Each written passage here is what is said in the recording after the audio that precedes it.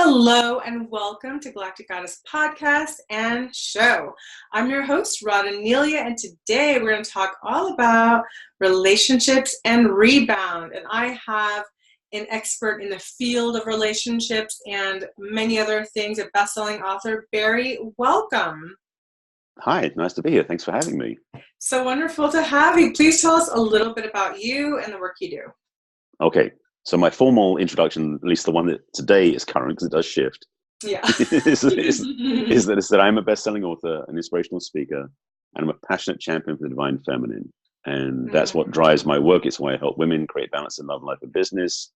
It's why I'm driven this way because of the work that's been in me for the last dozen years. I've been on this path for quite a while.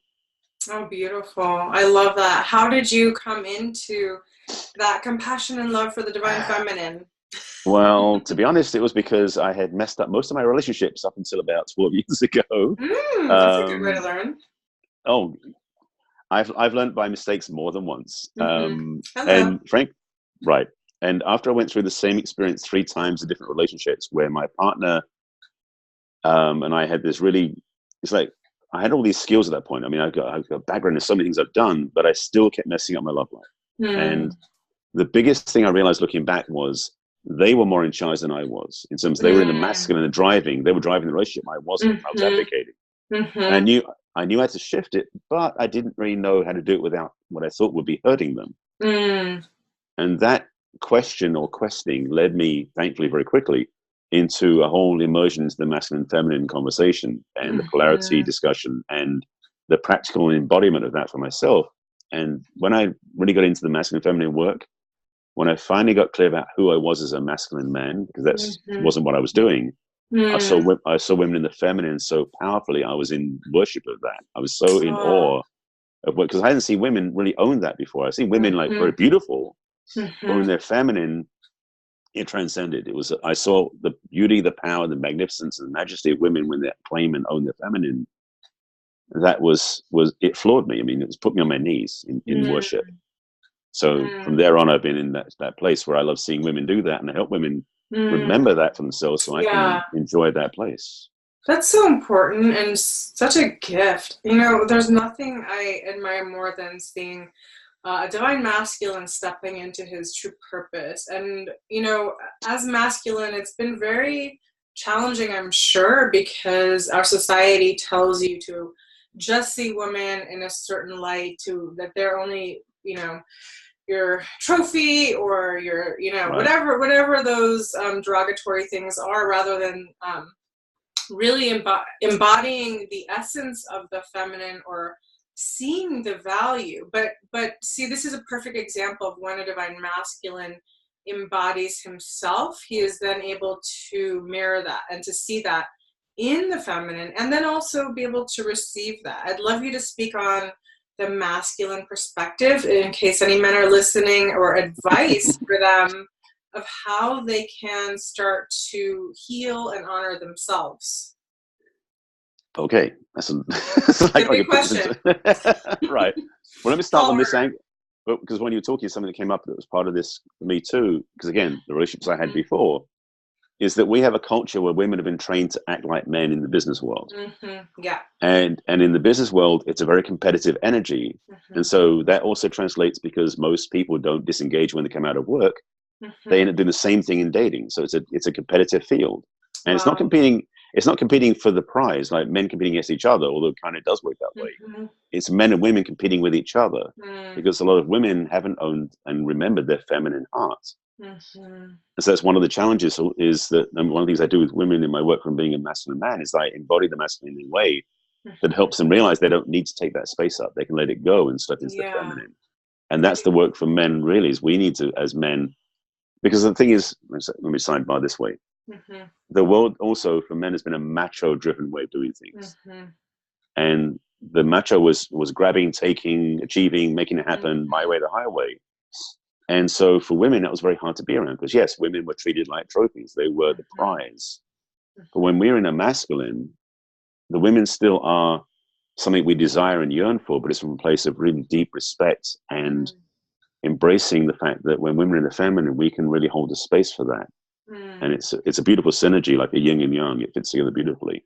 It really does. I think that's the one thing I hear a lot from women is they're for longing to be able to relax into their feminine. You know, the Yes. longing to be able to relax. And I come from a background in entertainment, you know, from modeling to producing to directing, and, you know, working in the field was very intense to work as Hmm. producer. You know, it's like the energy was like I had to toughen up, put on my armor, and go, go, go, go, go.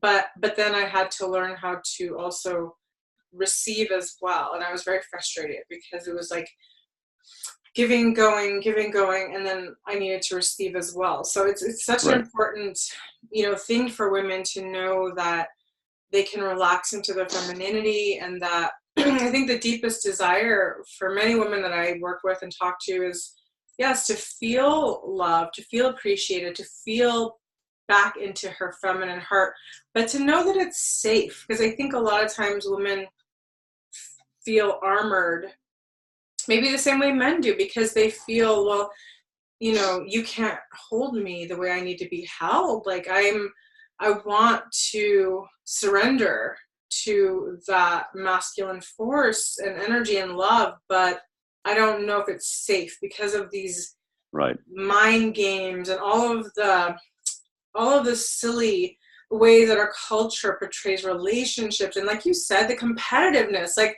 we don't want to compete, you know. I don't think the feminine wants to compete. You know, I think women want to be heard and understood. Yes. We really want to be heard. We want to be loved for who we are. When we can come to when we feel accepted and loved by masculine, then we can be like the flower and open and bloom. But I think trust is a big part because so many people have been very hurt by the opposite sex. Oh yeah. Mm-hmm. Yeah, because what you said to that is a word keeps coming up for me as well in that same place is trust. Mm. You know, for one thing is, you know, because the competitive energy is a masculine drive. It's competing for the goal. So when Mm-hmm. women are competing as well, they're in the masculine, which is out of alignment. The Mm-hmm. feminine energy is about bringing together and collaborating. Yeah. So it's an inclusive energy. And so when women are in the feminine, there is no competition. No. So and if we talk about, you know, soulmates and twin flames, Mm-hmm. which I have a whole different agenda about, Mm-hmm. there is no competition because the one you want is the one that's meant for you, not for anybody else. So there is no That's so competition. true. There's a saying, what's meant for me will be for me.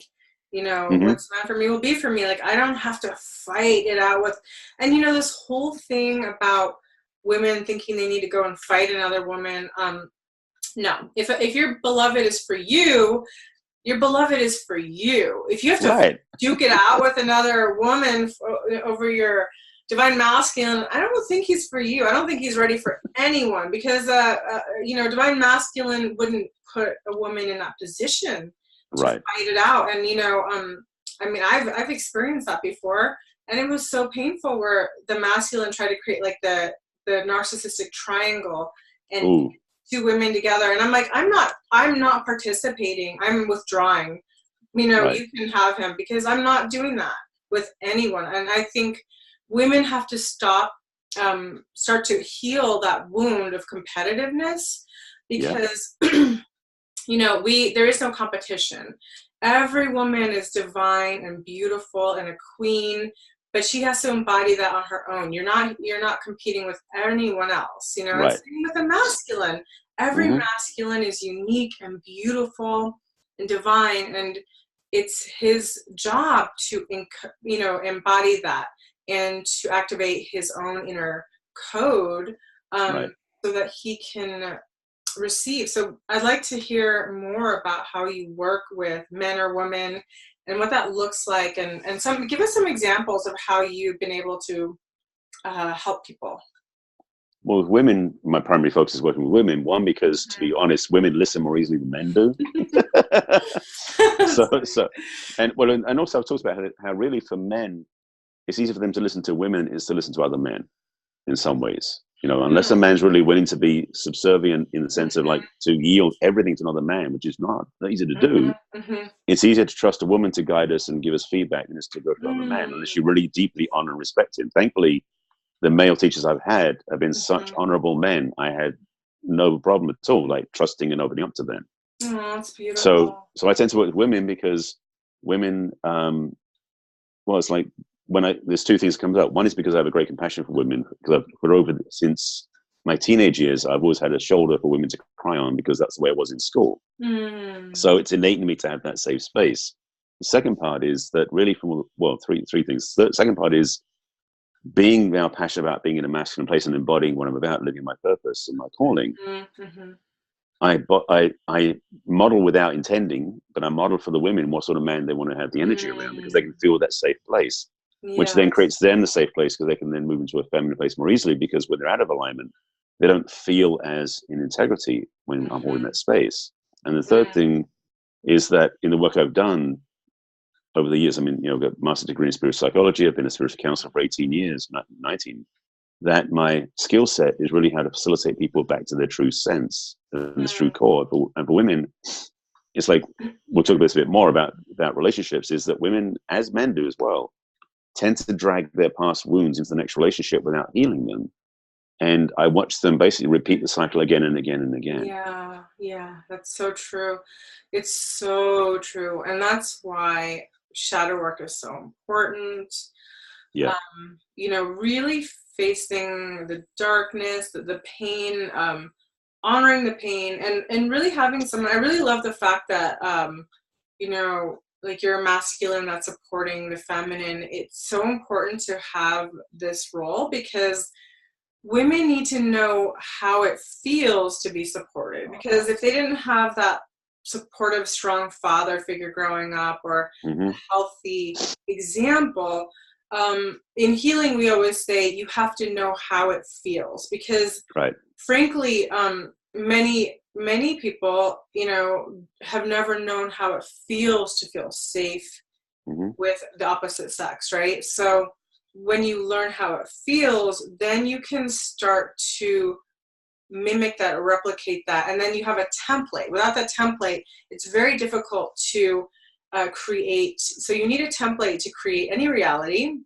Yes. And that template has to be learned, experienced, felt, and understood. So I really think that's really incredible and awesome that you are that support for feminine, so that they can lean on and talk to, and to know that it's safe to talk to a masculine, that that there are men that listen, that there are men that care, and I'm not trying to be generalist or anything, but we're just talking about, we're really leaving a lot of the old paradigms of like, oh, men don't care, men don't understand, all of these old paradigm woundings. We're trying to quantum leap into a new paradigm where we can have our needs met, where we can trust, where we can love freely. So I'd love to know, how did you get into working with women, and what does that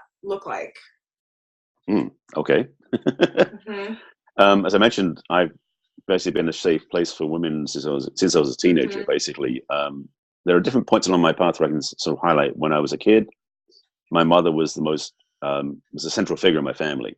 So I always had deep respect and appreciation for my mother. And being the firstborn, usually it's alignment to the father is kind of the archetype. But for me, she was my go-to. One, because we had a role of rapport. But secondly, she was the safest place in the house. So I always went with that. And then in England, it was basically my early teenage years at school. So that would be, I think, middle school, I think, or maybe high school, for the American audience. That from age 12 to about 16, 12 to 17, I was bullied by a lot of the boys at school. Oh, wow. Various reasons. One, because, the reason was because I was Jewish. So I was one of the few Jewish kids in the whole school. So that was a minority, and so I got pushed around. Wow. And second, the thing I didn't do is I didn't fight back. I turned the other cheek. Basically, I was like, okay, you guys, whatever. Because I was outnumbered and I didn't do anything about it. If I, hindsight, maybe it would have something different, but the reality was I didn't. But then again, I look back and go, if it hadn't been for that, I wouldn't have been on this path for so long and be so passionate about being compassionate, caring, and a wonderful It's person. true. Because if I didn't have the wound of that, I wouldn't have sought any healing. It's so true. I love that how so people that go through these get pushed up against in different ways, and they come up against obstacles and pain, turn around and use their pain to be of service, because that also creates this level of compassion. So you know how it feels, and you're like, Right. I'm not going to let that happen. I want people to feel good. I want people to be happy, to be loved. That's part of the wounded healer, but also that's how we step into mastery, is when we realize that our pain is actually part of our purpose, and then when we step into our purpose, we're helping so many others. It's beautiful. Thanks. So also at the same time in high school, because the boys I didn't feel safe around because of getting beaten up by them, is that the only friends I really had were the girls, and so it was almost like a safe haven in a sense. I mean, I wasn't dating anyone; this is my teenagers, looking at dating at the time.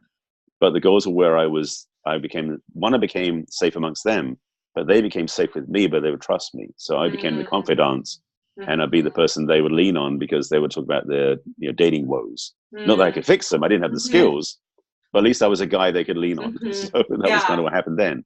So it's been innate in me for many years since that point. Every time, unfortunately, my dating life sometimes got more sporadic because a woman who felt upset would lean on me as a friend, and we'd never date.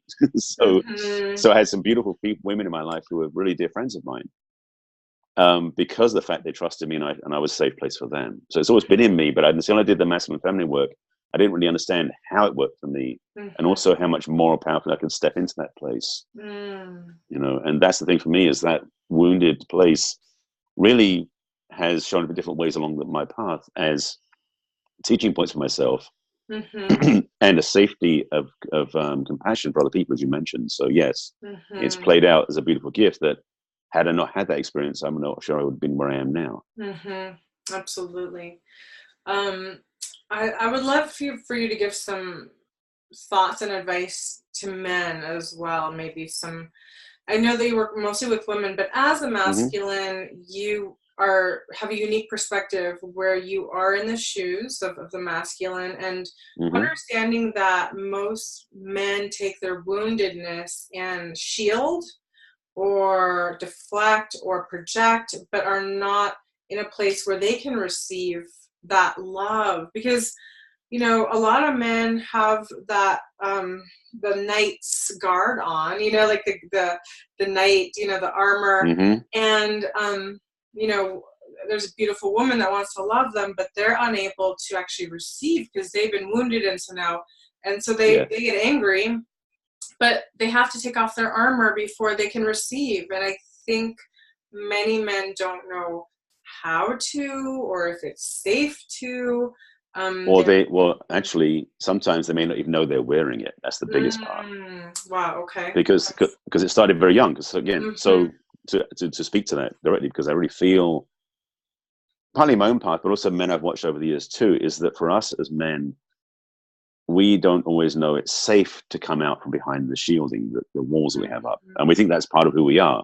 We are. It's funny. I went and saw Avengers Endgame, so we were like Iron Man. We had the casing on to protect ourselves, but we couldn't separate ourselves from it, and so we don't even know we're wearing it. And so first, it's becoming aware is that, hang on a second, I'm not so much numb, but I'm just protected from feeling anything in the world because it's not safe to do so. And that, a lot of times, called my shadow work, is that younger beliefs and programming happened when we were younger, where we did get wounded or feel unsafe. So we put the walls up to protect ourselves. But the problem is we've had them up so long, we forgot they're there. Wow. That's an amazing analogy. And also the Iron Man, you think about it, everyone looks up to Iron Man, but really Iron Man is shielded. And he gets his power from being shielded. But, what is that teaching boys and men, that when you wear your shield, you're invisible? But then they cry because they don't get the love they truly desire. Like, they're missing out on the most important thing in their life, which is to receive this gorgeous love. And, a lot of women come to me telling me, like, he doesn't like receive me. They don't feel received. Mm-hmm. And so so then they end up having to leave. And that's sort of a pattern. So how do we break these patterns of pain? Because it's both, it goes back and forth, feminine and masculine. It's all reflected, because when the masculine's wearing his armor, the woman is stopped in her tracks, and she's like, I keep trying to give you, but there's nowhere to go with it. So I have no choice but to walk away. So what advice would you give to the men and women in that situation? Well, first of all, women also wear armor at times too, just to be honest. Oh, yeah. But for men, it is that sense of recognizing, one, that we do carry walls between us and people around us. And if we're wondering why we're not connecting, a lot of times it's time to look inside and see, okay, so where do we stop connecting ourselves? And this is true for both men and women, of course, is that it does come, I mean, our formative years are so informing of our adult life. We imprint very young in life. I mean, Bruce Lipton in The Biology of Belief explains it so beautifully. It's about, from 0 to 5 years old, we're basically like tabula rasa. We're a clean slate. We have no way of seeing how the world works until we embody what we see, and we take it in like a sponge. We don't have any focus or any discernment. And so if we're in an abusive environment as a kid, we think that's the way love is expressed. We will tend to embodying that as an adult without even knowing why we're doing it. And because we think it's natural. So it's that thing about being aware, like, hang on a second, I'm choosing this, or I'm being in this. Why? And look back and see what's causing it. So whether it's armor or abuse or wounding or some other part of ourselves that we hide, it's willingness to go back and look. And yes, the shadow work is about looking back at our younger self and seeing where the wounds were impacted, so we can take them out and heal them. Yeah, that's so important. Yeah, we're totally open as children, and we get completely programmed on how we're going to play our entire life out. So, many times people aren't conscious of the parenting aspect and how important that is. Then the wounding travels generation to generation. In shamanism, we say 7 generations of imprints. That pain travels generation to generation, and it is our responsibility individually to start cleaning that up. And I think that's the place to start, is with ourselves, because what's showing up is often a reflection of what's going on internally as well, Oh, almost always that way. Yeah. So like, people want to blame each other, and the truth is, wait a minute, hey, let's all step back and let's look at ourselves. Let's get the nurturing and help that we need. Doesn't make you weak. It makes you very strong to get help. We live in a society that's like, everyone should just be perfect and smiling all the time. And, we don't want to talk about the darker stuff, the what's underneath the rug, but that's where it all festers. And if you don't go and clean into the rug, it's going to be a disaster. So it's basically, yes. Yeah. So the work we do individually is so important, getting the coaching you need and getting the support you need, learning how it feels to be loved.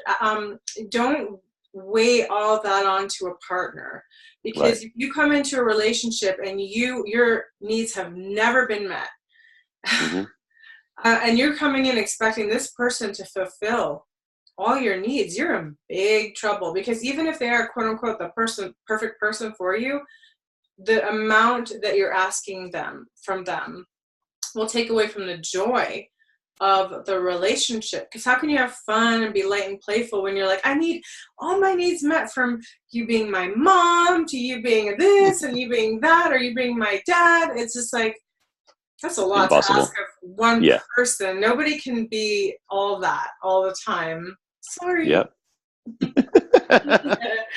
Little dose of reality there. Yeah, absolutely. It is impossible. But I'm so sorry. Go ahead. I was just going to ask you, do you find, in the work you do, I'm just so curious, do you find that a lot of the wounding or the healing people need are from the parental relationships? Like, for example, are people playing out the same relationship patterns they had with their mother, father, in their romantic relationships? Or what is the biggest thing that's coming up, you know? In the history that we're cleaning up past wounds, it will tend, the signposts are really looking back at past relationships and seeing the common threads, because we're the common denominator in every relationship.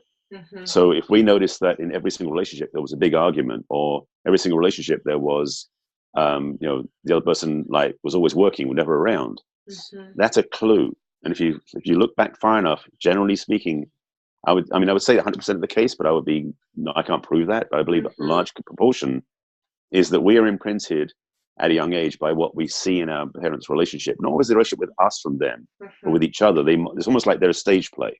They're showing us on the screen what relationship should look like, and then we think, oh, it must be the way it is. Yeah.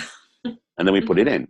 You know, just to use the example from my personal life, I would say that I had a very wonderful upbringing. You know, my parents were together. My mum passed away in 2012 after 60 years of marriage.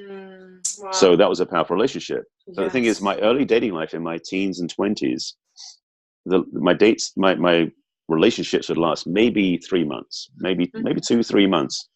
Every single one of them would end because we'd get into an argument and I'd leave. And what I realized when I look back, thankfully with hindsight, was when I was a kid, I noticed that, you know, growing up in my family, there were never any arguments. Our parents never argued. And what I had discovered was the wiring I'd taken on is I believed that arguments and love don't go together, because according to my parents' paradigm, they never argue in front of the kids. So I didn't know what an argument, how that fit into a relationship. So every time I had a relationship, I had an argument, the love must be over. I was going to leave. Wow, it's powerful. So even though it was a wonderful upbringing, it impacted my relationships negatively because I would end them every time there's an argument. I didn't know that an argument was part of the growth and part of the resolution. So, and of course, the joke I say is, you know, if I'd known about makeup sex, I never would have left. I mean, come on.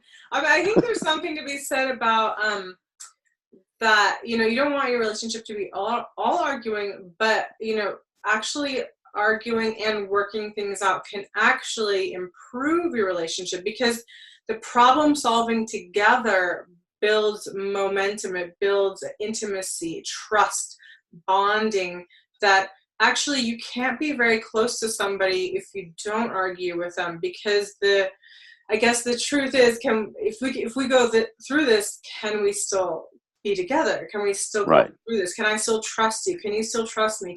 Do we have the power to work this out? Right. Not saying arguments are required for relationships, to be clear, but having that range of spectrum where you can actually have upset feelings or work through stuff. Because, I mean, awakened people in relationship will have differences of opinion. They won't necessarily resort to arguing, because arguing comes from a very low level. But if you get to see, well, hang on a second, we're solely off track here. How do we get back to being together? That can be a very conscious way of doing it. Yeah, absolutely. I'm not saying like arguing or starting fights is good, or I'm not promoting that, but good. Like, no matter who, it's like you could have a sister or brother, you know, arguing, we're not going to agree on everything, and it's okay to agree to disagree on some things. Like, you know, that's a test to me. Like, you have to be able to go through a few things and be like, okay, we're still on solid ground, let's keep moving forward, because nothing is quote unquote perfect. And I think, you know, you come from a very unusual background. I mean, I don't meet many people whose parents have made it through 60 years and also not argued. And the truth is, but also the thing about that is, I mean, I'm grateful for that, but also I'm very clear my parents weren't awake. They weren't aware. There was, I mean, I look back now and looking and going, yeah, they didn't move beyond that safety net. It was very still codependent. It was a very codependent model. You know, breadwinner, stay at home, couldn't live without each other, that framework. So I've done the work I've done now. I couldn't go back to that framework, but I do appreciate having that stability, because that was a rarity. I didn't realize until afterwards how much that was a rarity. Yeah. You know, I remember back when I came out to the States, I was in a seminar way back when I first started doing this work. It was a children's seminar I was assisting at, and there were probably 60 kids in there, like from 5 to 9 years old. And the facilitator said, okay, how many kids by show of hands come from their parents have been divorced? And over half the kids put their hands up, of course, because I didn't realize that was the case. And so recognize that what I come from, I'm very humbled and grateful to know that my parents had that long relationship. That I didn't have any clue how to compete with that, Mm-hmm. you know. Mm-hmm. And so I definitely look at the framework and just, so it's like I had the challenge of one side and then the joy of the other side. So just recognizing it's just both are in there, Yeah. you know. Yeah. It's amazing how, um, that's a beautiful thing. I think that's such a beautiful thing that you came from a home that was stable. Hmm. A lot of people do not have that. And, in America, divorce is such a big thing here. Oh yeah. It's like, I didn't want to go through any divorces. So I was like, I'm not going to get married. that way I never have to get Right. divorced. I'll just solve that problem right now, It's like you don't want to get in a car crash, so I don't learn to drive. Yeah, exactly. But then that's not really, that's not it either, So, Hmm.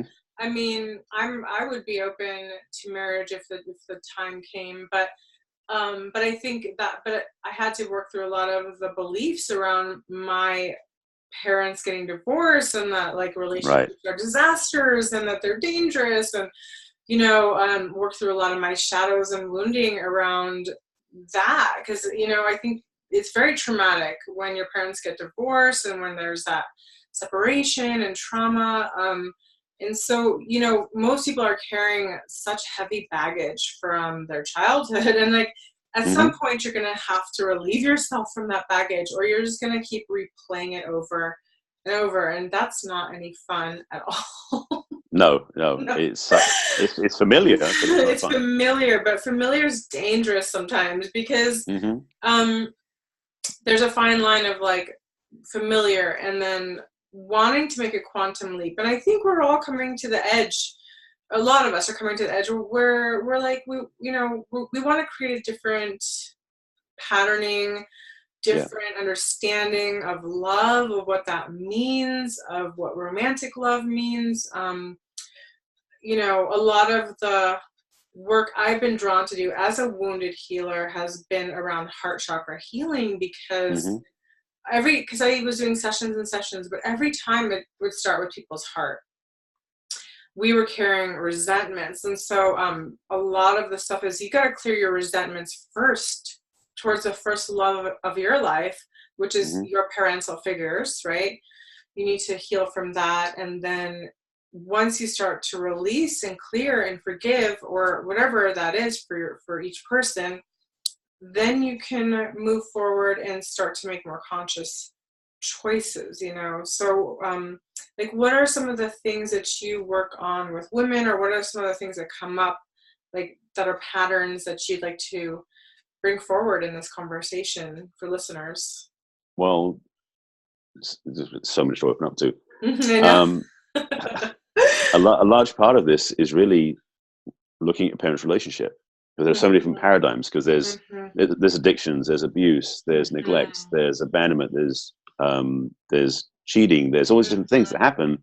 And so it's more about just being aware of the fact that what you are doing in your adult relationships quite often is influenced by what happened to your parents, or what happened between your parents. So if there were certain wounds they showed, and you can look back and hopefully see fairly clearly what happened, although for some people it's been buried so deep they've got to do some excavation. When you look back and see what your parents did, then as an adult you can go, hang on a second, I'm doing the same thing. I can check, because the thing about it is the first step towards changing is awareness. Yeah, so much. So if you can become aware of, like, hang on a second, I keep doing this. So it's not so much like I'm out of control, like it's not me, it's I'm doing it because I learned that's the way to do it. Because again, as children, we associate what we experience with our parents with love and go, that's the way love is to be expressed. So again, if you were in a parental relationship where one of your parents cheated on the other parent, as an adult, you might find yourself in relationships where either you cheat on your partners or your partners cheat on you. And it may not necessarily be romantically. It might be they do cheat on their taxes, or you cheat on something else to continue that association between the pattern and love. Because that's the wiring we have. And so it's a matter of really becoming aware of it first, and then looking back to see where it started, and then changing the wiring. Yes, going back to the root, so important. But so much of the healing work is really identifying the root and the core. Absolutely. Yeah. So we were going to talk about how people just jump from one relationship to the next. Yes, that rebound experience. Yes. The rebound experience. That, like, it seems like the great and easy answer, that when you get hurt, you got to just jump off to the next one to ease that heart. But tell us about that, and how does that work out? Well, that's the whole point. You just said it's just simply to avoid the hurt. We, as human beings, we tend to avoid pain. Yeah. So unless you're like sadomasochism, that's not the story. But generally speaking, we don't like being in pain. Yeah. So generally speaking, unless we know there's a way to undo the pain, then we'll do something to avoid it, which is move to the next relationship. So the rebound relationship, the cycling through relationships, is not unusual because people oftentimes don't want to look at the baggage or the pain or the wreckage of the past relationship. Go, okay, I'm done. Next. And so it's that understanding that we can stop that cycle if we choose to. And also the other part is that when we look back, really, when we discover the pain is nowhere near as bad as we thought it was. But it does require courage to see that, because again, well, it's kind of like like you don't look in the closet because it's dark and there might be a monster in there, but it might, because you're in noise, but it's actually be a mouse. It's that sense of scale that we blow things out of proportion because we don't even look at it to see how real it, because when you look at something clearly, you go, oh, it's only this big. Yes. But in our mind, it made it this big. Because you're avoiding it. When we're avoiding something, it sort of trails you. I think that's why. Oh, it does. Yeah. Stop, turn around, and look. And I started to do that in my dreams. Like, for so many years, I used to have nightmares since I was a little girl, really bad nightmares. And I was always running from monsters and things like that. And so at some point, I said, enough is enough. And I remember stopping, taking a deep breath, and turning around and saying, no more. And the monsters disappeared. I didn't get any more nightmares, and I had nightmares for years, like really, really intense ones. And facing the monster is so important because it's never what you think it is, Right. In shamanism, we face like the demons too, and like, or energies, like, part of the initiations is facing darkness or like facing the dragon. And then you just face it, and then it actually dissolves into you. It cannot really truly consume you or destroy you. You actually get your power from facing it directly. Yes. And that's the thing, is a lot of people have so much of their power not much tied up in, but held hostage by those apparent monsters. Invisible monsters, yeah. Yeah, so if we were looking to have an amazing relationship, but 90% of our energy and our power is tied up in our closet of fears and doubts and worries in the background, we can't fully express it with a partner. No. So absolutely, it's part of the work. To be fully able to embrace a relationship, you've got to be fully available to do that. So you've got to, again, look at the darkness and the shadow. Yeah, to do the work to heal those wounds in the past. May sound like, oh, I can't do that, it's too scary, it's too much. But when we start to look at it and really see clearly what's going on, we have more compassion, more empathy, and more support for ourselves going forward. Absolutely. So, so it's vital that we have that place of, understanding that it's possible, and secondly, it's actually achievable in an easier way, that we can say yes to it and move through it in a healthy way.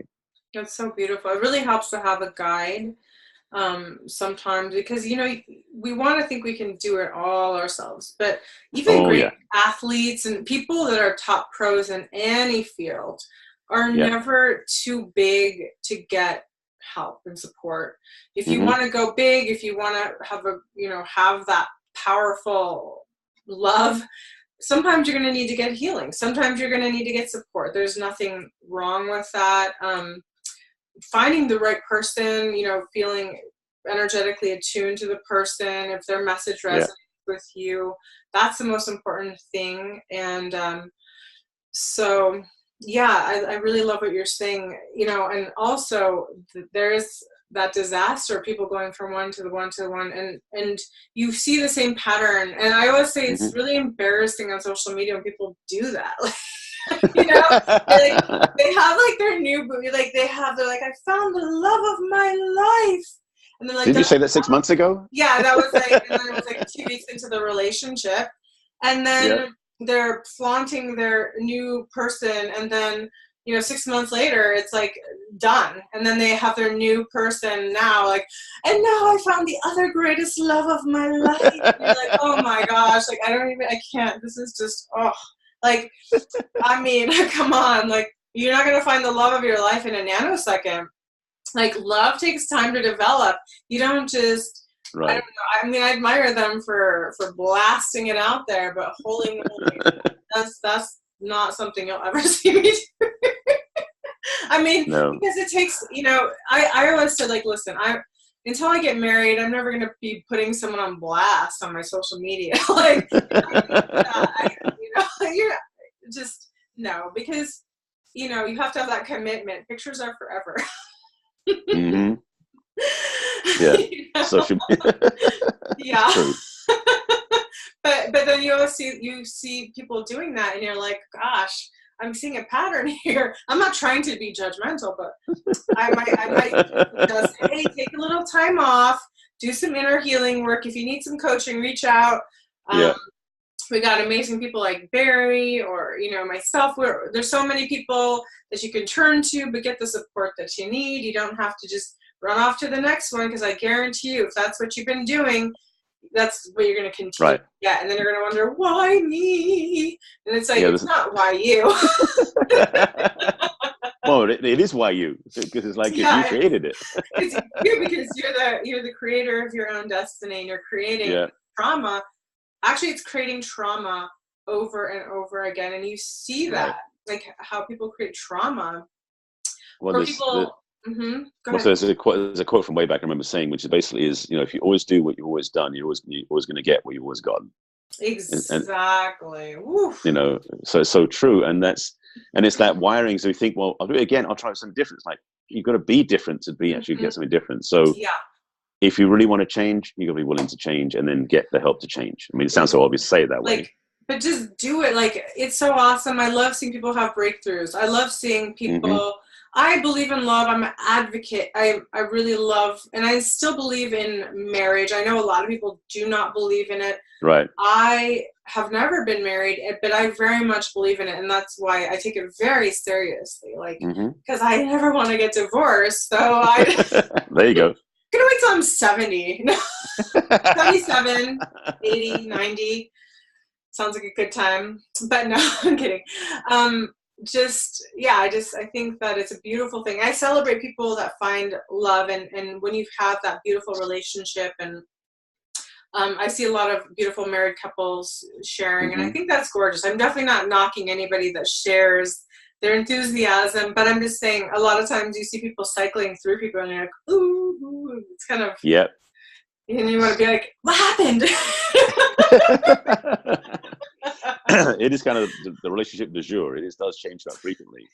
And I mean, and I know some people have gone through like 3-4 marriages, it's because the other thing is also, I do know some people where marriage is their default state. So if they get divorced, they got to get married again because they don't feel, and this speaking back to the other thing about serial relationships, is some people are afraid to be single.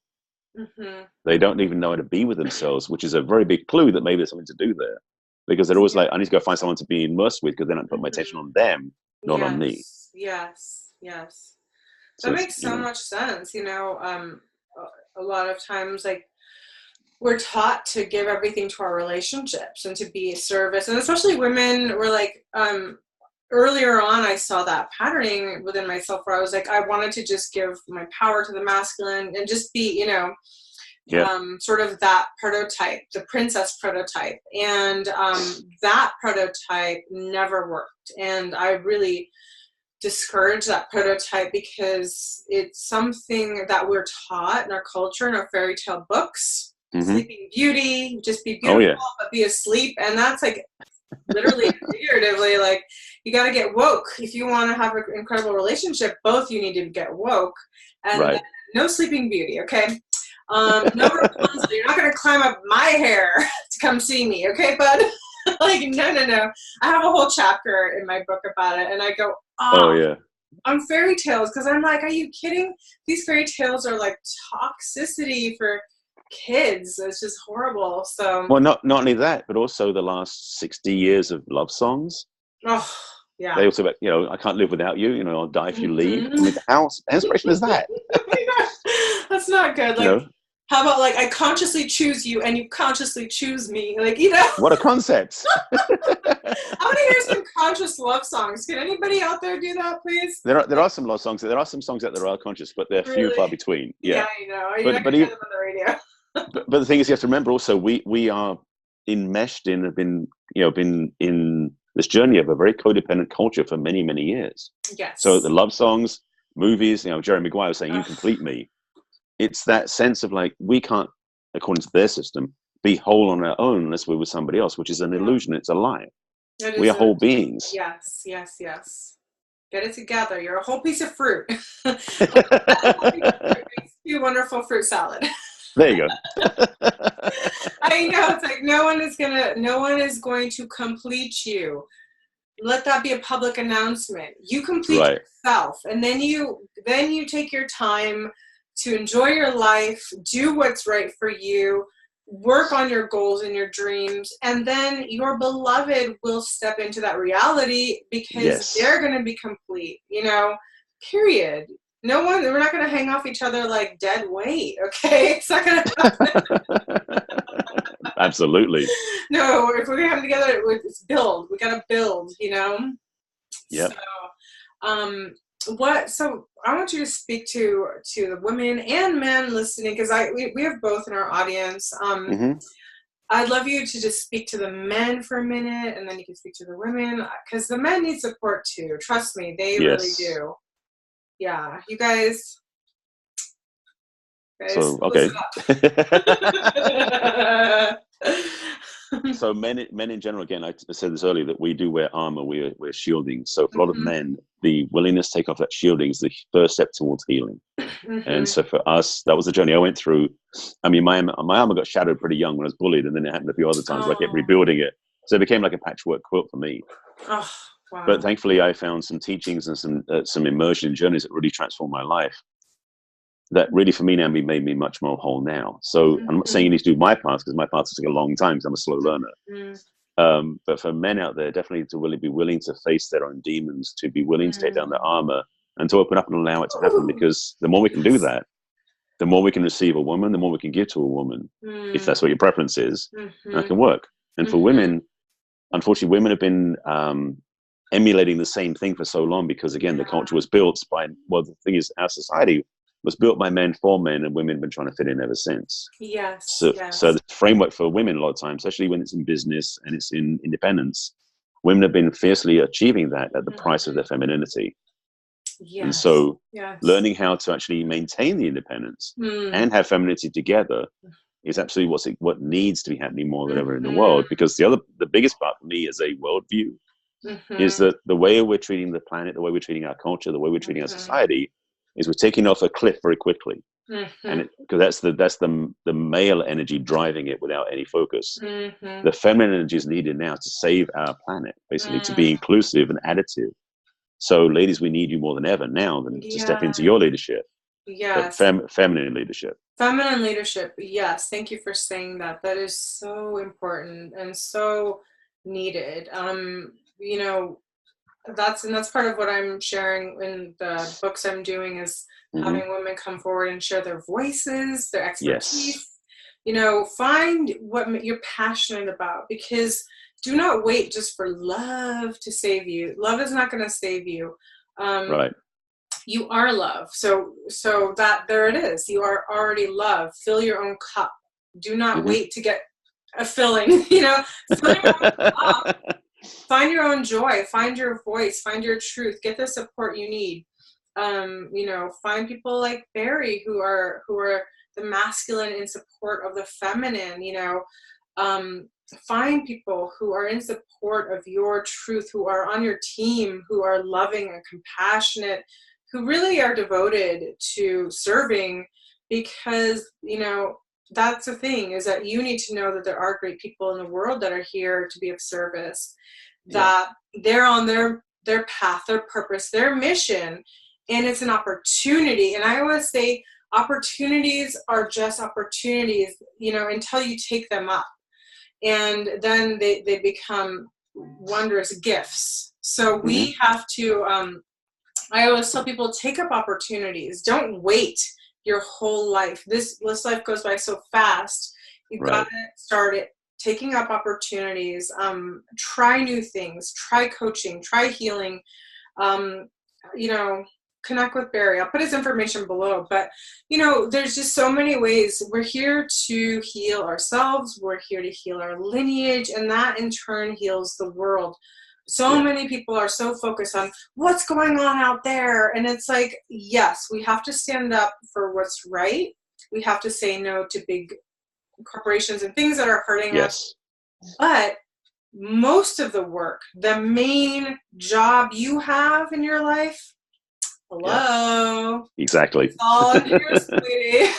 Well, the thing is, and also, but that's the other part too, is that we have also been externalizing all the power, all the effort, all the strength. Yeah, you're just pushing it out there. We're sourced inside, and when we remember that, we can change things. That's it. That's the gist of it. There's your lesson for today, kids. So just kidding. We love you. It was easy. It was so much fun to talk to you. I really love the opportunity to talk to divine masculines, because your voices are so needed. I really love that. And, you know, I always ask men to come on my show, but, you know, they're shy. And I'm like, no, your voices are, a lot of men don't feel ready to speak their truth. So, you know, thank you for standing for the feminine. Thank you for being that, you know, you're a template, you're an energy template, putting that healing frequency out into the world. Every time we stand for something, whether we know it or not, we're creating ripples around the world. We're creating a new template. The new world is created through us. We are the conduits, and we have to know we have that kind of power. So thank you for your beautiful work. Thank you. My pleasure.